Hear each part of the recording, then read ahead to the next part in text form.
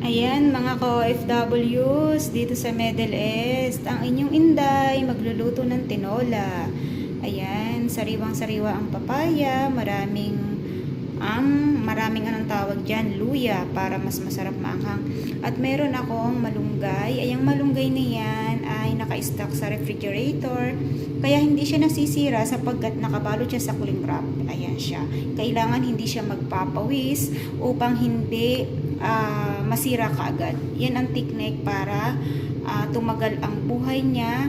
At ayan naman, makikita nyo fresh na fresh. Ito yung aking manok. Ayan, may konting atay pampalasa. At saka yan ang paborito kong parte ng manok, pakpak. So, kunti lang siya. Ganyan lang siya konti. Yan. So, pagpasensyahan nyo na nag-uumpisa